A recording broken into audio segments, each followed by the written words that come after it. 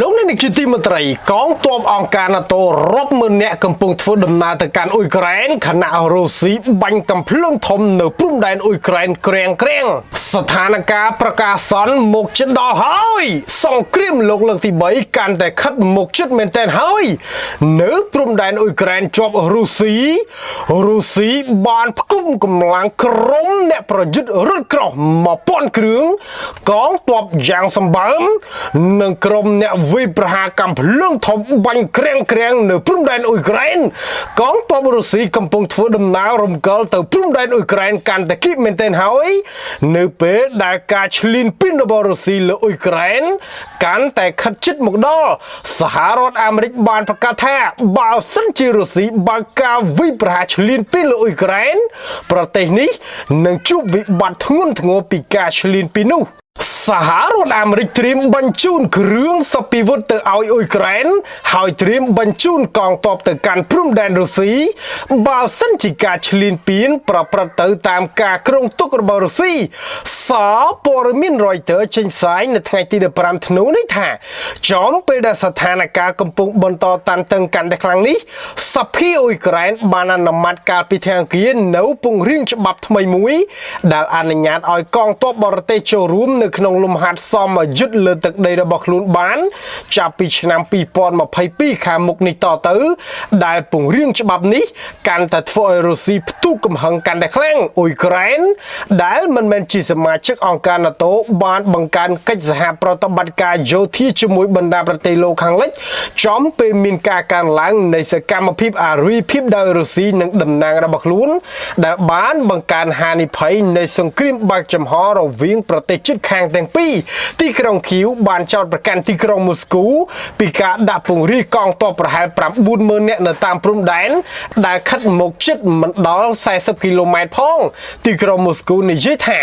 ចលនារបស់ខ្លួនគឺជាការការពារខ្លួនសុទ្ធសាធហើយថាខ្លួនមានសិទ្ធិផ្លាស់ទីកងកម្លាំងជុំវិញទឹកដីរបស់ខ្លួនតាមដែលខ្លួនមើលឃើញថាស័ក្តិសមអនុរដ្ឋមន្ត្រីការពារជាតិអ៊ុយក្រែន Anatoly Petrenko បានប្រាប់សភាមុនការបោះឆ្នោតថាកងទ័ពអ៊ុយក្រែន 21000 នាក់និងកងកម្លាំងយោធា 11500 នាក់មកពីសហរដ្ឋអាមេរិកចក្រភពអង់គ្លេសប៉ូឡូញរ៉ូម៉ានីនិងប្រទេសផ្សេងទៀតនឹងចូលរួមនៅក្នុងលំហាត់សមយុទ្ធថ្មើរជើងលើសមុទ្រនៅផ្លូវអាកាសលោក Petrenko បាននិយាយថាការធ្វើសមយុទ្ធពហុជាតិនៅលើទឹកដីនេះនឹងជួយពង្រឹងសមត្ថភាពការពារជាតិនិងគាំទ្រដល់កិច្ចខិតខំប្រឹងប្រែងផ្នែកនយោបាយនិងការទូតក្នុងការរក្សាស្ថិរភាពនៅក្នុងតំបន់មិនមានការឆ្លើយតបភ្លាមឡើយពីប្រទេសរុស្ស៊ីចំពោះការអនុម័តច្បាប់របស់សភាអ៊ុយក្រែនលើសេចក្តីពង្រៀងច្បាប់ថ្មីនេះកាលពីសប្តាហ៍មុនអ៊ុយក្រែនបានប្រកាសអាសន្នដល់កងទ័ពនិងពលរដ្ឋរបស់ខ្លួនអំពីផែនការឈ្លានពានរបស់រុស្ស៊ីពលរដ្ឋអ៊ុយក្រែនប្រមាណជាង5លាននាក់បានភៀសខ្លួនចេញពីប្រទេសនេះឆ្ពោះទៅកាន់ទឹកដីអឺរ៉ុប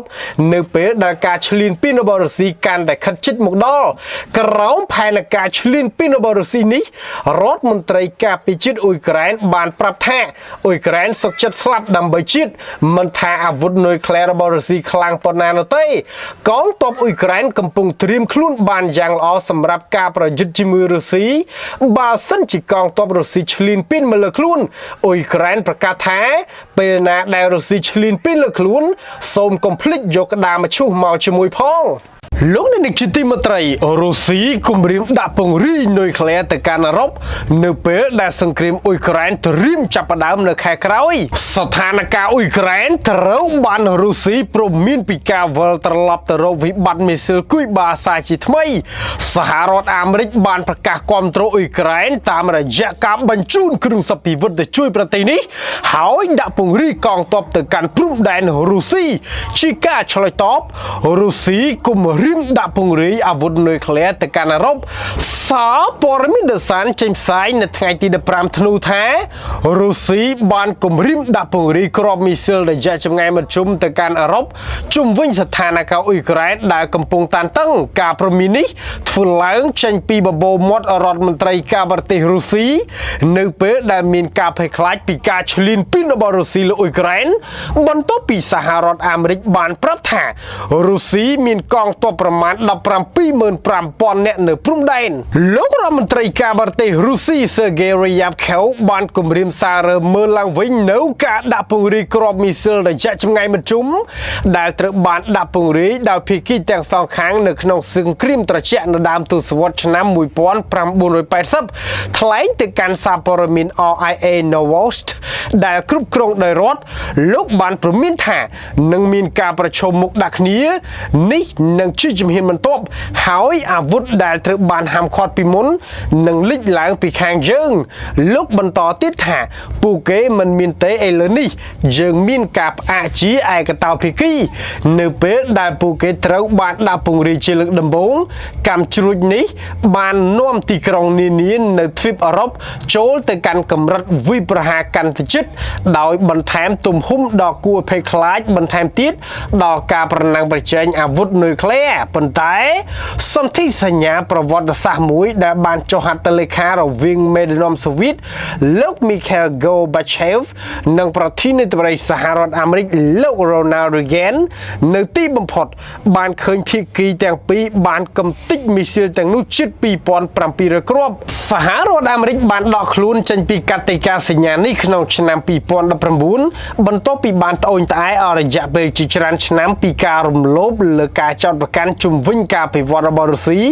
ចំពោះការផលិតកម្មជ្រួចមីស៊ីលបង្ហោះលើដីថ្មីនេះទីភ្នាក់ងារស៊ើបការសម្ងាត់អាមេរិកបានរកឃើញកងទ័ពរុស្ស៊ីនៅតាមព្រំដែនអ៊ុយក្រែន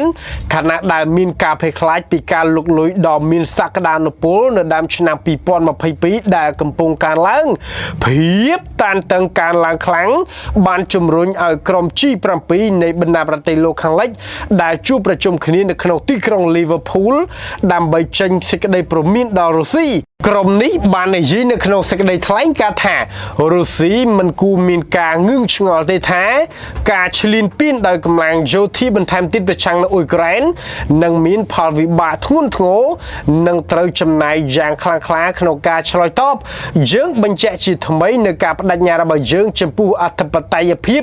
និងបូរណភាពទឹកដីអ៊ុយក្រែនក៏ដូចជាសិទ្ធិនៃរដ្ឋអធិបតេយ្យណាមួយដើម្បីកំណត់អនាគតរបស់ខ្លួនកាលពីពេលថ្មីនេះរដ្ឋមន្ត្រីការពារជាតិអង់គ្លេសលោក Ben Wallace បាននិយាយថាចក្រភពអង់គ្លេសបានត្រៀមខ្លួនរួចជាស្រេចក្នុងការប្រើកម្លាំងយោធាដើម្បីជួយការពារអ៊ុយក្រែនរុស្ស៊ីបដិសេធចំពោះការលើកឡើងដែលថាខ្លួនមានផែនការឈ្លានពានអ៊ុយក្រែនយោងតាមមន្ត្រីសហរដ្ឋអាមេរិកលោក Joe Biden បានប្រាប់លោក Putin ថានឹងមានផលវិបាកច្បាស់លាស់និងជាក់លាក់ក្នុងករណីឈ្លានពានលើអ៊ុយក្រែនរុស្ស៊ីបានបញ្ចេញសាច់ដុំរបស់ខ្លួនកាន់តែខ្លាំងបញ្ជូនសារទៅកាន់បណ្ដាប្រទេសអឺរ៉ុបដោយផ្គុំកម្លាំងទ័ពយ៉ាងមហិមា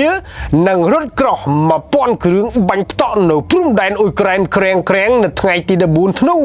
អបអសាទរផងអ៊ីស្រាអែលវិកំតិចទីតាំងអាវុធគីមីសេរីរំលងក្បាលមីស៊ីលរុស្ស៊ី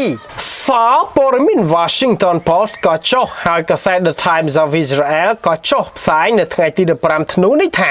អ៊ីស្រាអែលត្រូវបានគេទម្លាយថាបានបើកការវាយប្រហារលើទីតាំងអាវុធគីមីរបស់សេរីកាលពីប្រមាណខែមុននៅខែមីនាឆ្នាំ2020និងខែមិថុនាឆ្នាំ2021បន្ទាប់ពីទទួលបានការសម្ងាត់ដែលបានចោទថាប្រធានាធិបតីសេរីអាសាដកំពុងស្វែងរកការកសាងឃ្លាំងអាវុធខុសច្បាប់អ៊ីស្រាអែលបានបើកការវិប្រហារកំទេចទីតាំងទាំងនោះនេះបើតាមរបាយការណ៍ជាច្រើនកាលពីថ្ងៃច័ន្ទបច្ចុប្បន្ននឹងជាអតីតមន្ត្រីចារកម្មលោកខាងលិចដែលបានដឹងអំពីបញ្ហានេះបានប្រាប់កាសែត Washington Post ថានៅក្នុងការវិប្រហារនៅឆ្នាំនេះយន្តហោះរបស់អ៊ីស្រាអែលបានបាញ់លើគោលដៅចំនួន3នៅជិតទីក្រុងដាម៉ាស់និង Homs ដោយបានសម្លាប់ទាហានសេរី7នាក់និងវិស្វករម្នាក់ដែលត្រូវបានចោទប្រកាន់ថាធ្វើការនៅមន្ទីរពិសោធន៍យោធារបាយការណ៍បាននិយាយថាការវាយប្រហារនៅឆ្នាំ2020បានកំណត់គោលដៅផ្ទះវីឡាមួយនៅខាងក្រៅទីក្រុង Homs ដែលពីមុនជាមជ្ឈមណ្ឌលនៃកម្មវិធីអាវុធគីមីរបស់សេរីវីឡានេះត្រូវបានគេប្រើដើម្បីផលិត Tricalcium Phosphate ឬ TCP នេះបើតាមមន្ត្រីចារកម្មលោកខាងលិចដែលបានប្រាប់កាសែត Washington Post TCP មានការប្រើប្រាស់មិនមែនយោធាជាច្រើនប៉ុន្តែវាក៏អាចត្រូវបានបំផ្លែងទៅជា Phosphor trichloride ដែលត្រូវបានប្រើពីមុនសម្រាប់សារ៉ិននិងភ្នាក់ងារប្រសាផ្សេងទៀតដោយរក្សាជាមួយនឹងគោលនយោបាយនៃភាពមិនជាក់លាក់របស់ខ្លួនលើកិច្ចការបែបនេះកងកម្លាំងការពារជាតិអ៊ីស្រាអែលបានបដិសេធមិនធ្វើសេចក្តីអត្ថាធិប្បាយលើការវាយប្រហារនេះឡើយរបាយការណ៍បាននិយាយថាការវាយប្រហារនេះបានទាក់ទាញការចាប់អារម្មណ៍ពីមន្ត្រីចារកម្មលោកខាងលិចវាបាននិយាយថាអ៊ីស្រាអែលបានទទួលការស៊ើបការណ៍សម្ងាត់នៅក្នុងរយៈពេលប៉ុន្មានខែមុនការវិច្ឆមកឆ្នាំ2020ដែលប្រធានាធិបតីស៊េរីលោកអាសាតកំពុងស្វែងរកការកសាងឡើងវិញនៅកម្មវិធីអាវុធគីមីរបស់លោកដែលលោកបានយល់ព្រមដើម្បីរុះរើនៅឆ្នាំ2014បន្ទាប់ពីសម្ពាធរដ្ឋបាលលោកអូបាម៉ាក្រុមអ្នកវិភាគបានពិពណ៌នាកម្មវិធីនេះថាជាការរារាំងប្រឆាំងនឹងអ៊ីស្រាអែលប៉ុន្តែវាត្រូវបានរៀបចំឡើងវិញម្ដងហើយម្ដងទៀតសម្រាប់ប្រើប្រាស់ប្រឆាំងទៅនឹងពួកអូទីនស៊េរីរួមទាំងការវាយប្រហារដ៏សាហាវពិសេសមួយក្នុងខែសីហាឆ្នាំ2013ដែលជនស៊ីវិលប្រហែល1400នាក់ត្រូវបានសម្លាប់នៅទីក្រុងដាម៉ាស់អង្គការសហប្រជាជាតិបានរកឃើញថាអាវុធគីមីត្រូវបានប្រើប្រាស់នៅក្នុងការវាយប្រហារនេះទោះបីជាស៊េរីបដិសេធរឿងនេះក៏ដោយការវាយប្រហារនេះបង្កឲ្យមានការតវ៉ាជាអន្តរជាតិនិងការគំរាមកំហែងនៃការវាយប្រហារយោធាពីប្រធានាធិបតីសហរដ្ឋអាមេរិកលោកបារ៉ាក់អូបាម៉ាក្រោយមកលោកអាសាតបានយល់ព្រមរំសាយកម្មវិធីអាវុធគីមីហើយបញ្ជូនឧបករណ៍របស់ខ្លួនចេញពីប្រទេសនេះទោះជាយ៉ាងណាក៏ដោយលោកអាសាតបានបន្តប្រើប្រាស់អាវុធប្រឡាយលោកនៅក្នុងការវាយប្រហារជាង200លើកប្រឆាំងនឹងពួកអូទីនសូម្បីតែបន្ទាប់ពីការគំរាមកំហែងដោយរដ្ឋបាលលោកអូបាម៉ានិងការវាយប្រហារតាមផ្លូវអាកាសដែលបញ្ជាដោយអតីតប្រធានាធិបតី Donald Trump ក៏ដោយគេមិនច្បាស់ថាតើការវាយប្រហាររបស់អ៊ីស្រាអែលបានទទួលជោគជ័យក្នុងការរំខានដល់កិច្ចខិតខំប្រឹងប្រែងរបស់លោកអាសាតដែរឬអត់មន្ត្រីចារកម្មលោកខាងលិចបានប្រាប់កាសែត Washington Post ថាការវាយប្រហារនេះគឺមានលក្ខណៈធម្មជាតិទុកជាមុនដោយលុបបំបាត់សមត្ថភាពផលិតគីមីរបស់ស៊េរីមុនពេលដែលអាវុធត្រូវបានផលិតការវាយប្រហារលើអាវុធគីមីប្រតិបត្តិការនិងប្រថុយទៅនឹងការបញ្ចេញអាវុធទាំងនេះទៅកាន់តំបន់ជុំវិញការវាយប្រហាររបស់អ៊ីស្រាអែលកើតឡើងផ្ទួនដោយគ្មានការរំខានពីប្រព័ន្ធការពារដែនអាកាសណាមួយដោយឡែកប្រព័ន្ធផ្សព្វផ្សាយរដ្ឋសេរីសាណាបាននិយាយថាខ្លួនបានបាញ់ស្ទះក្រុមមីស៊ីលរបស់អ៊ីស្រាអែលរហូតប្រព័ន្ធផ្សព្វផ្សាយរដ្ឋអ៊ីស្រាអែល The Times of Israel បាននិយាយថាស៊េរីបានតែអួតមិនដែលឃើញបាញ់ចំមីស៊ីលអ៊ីស្រាអែលផងអ៊ីស្រាអែលបាញ់កំទេចមូលដ្ឋានញឹកមីស៊ីល S300 ដេកស្ពឹកមិនដែលឃើញធ្វើការអីផង